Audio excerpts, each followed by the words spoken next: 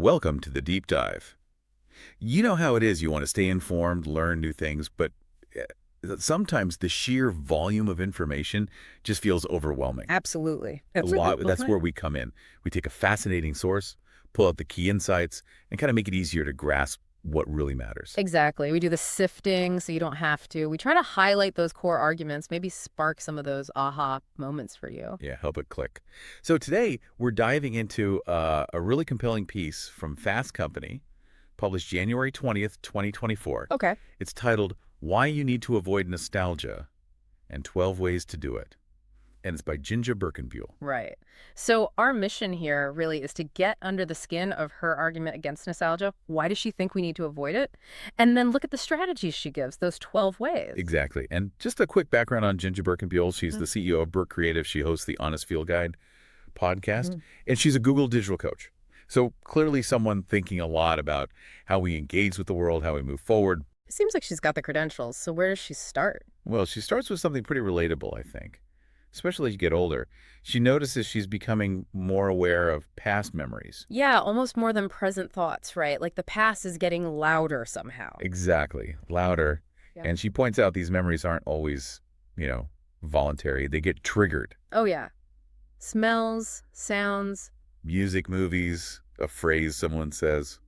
Boom, you're back there. And she uses these interesting words, visual, physical, spiritual triggers. That spiritual one is interesting, isn't it? It suggests that deep, maybe less tangible connection, like to past feelings or who you used to be. Yeah, a visceral link almost. But it's not all warm fuzzies, is it? She talks about bad nostalgia. Right, that's key. It's not just happy memories. Certain smells, she says, can bring back really negative childhood stuff. Things maybe buried deep down. Trauma even, which connects to her point about guilty pleasures. Ah, yeah. She wonders if that phrase comes from childhood shame. Things we liked but maybe felt we shouldn't. Makes you think, doesn't it? How the past kind of subtly shapes even what we enjoy now, sometimes through old guilt or pressure. It really highlights that the past isn't always this cozy escape. It can be an anchor.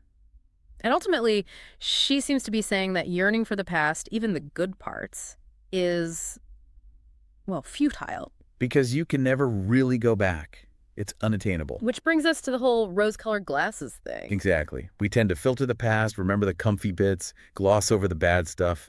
Makes it seem way better than maybe it was. Uh-huh. And she has that story about the radio, right? Yeah. She's cooking, music's on, songs from her teen. Totally into it, dancing around. And then it hits her like, wait a minute, this is all past. Yeah. Firmly rooted back then. And she sees this as a real choice point, a fork in the road. Right. Does she keep doing that? Kind of live in the past through the music like that YouTuber she mentions, Chrissy Allen, dancing to 80s hits. Which, might bring some happiness, maybe ease some old pains even. That's one path. Or, option 2, turn it off.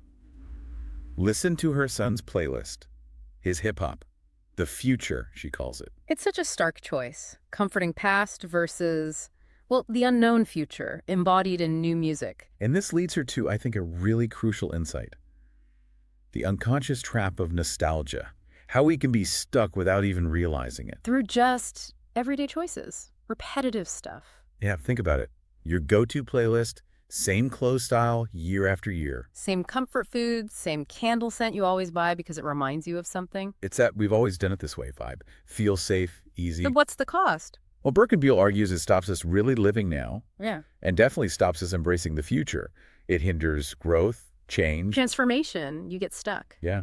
She even says sometimes her surroundings feel intentionally nostalgic, like designed to pull you back. Like those vintage Eagles songs she mentions, timeless. Yeah, but they can easily just suck you into the past if you let them. And then she brings in the marketing angle, which is, Yeah, bit provocative. Are advertisers deliberately using our childhood memories, that feeling of safety, happiness? to get us to buy stuff, exploiting maybe a dissatisfaction we have with the present. It's compelling thought, that childhood feeling of safety, security. It's powerful. Especially as an adult, maybe a parent, when ensuring safety feels like your job, not something you just receive. Exactly. So that pull back to when you felt safe, and she admits even she feels it sometimes. That hypnotic pull, she calls it. But she's adamant we need to resist it. Which brings us to why it's so urgent now. She connects focusing on the future with being open to change. Makes sense. And then points to right now, AI, all the rapid shifts. She says there's literally no time for nostalgia. The pace is too fast. We need all our attention on what's coming. She doesn't mince words, does she? Calls nostalgia a false visual narrative of happiness and safety. Wow. And a stupor of history. Her point being, if you're stuck looking back, you can't stay mentally young, you can't adapt, you miss what's happening now and next. Okay, so that's the problem statement. What about the solutions, those 12 strategies? Right, let's get practical. Number 1, do not listen to terrestrial radio. Straightforward. Too much old stuff, basically. Yeah. She suggests underground internet radio, or radio.garden, to explore global sounds.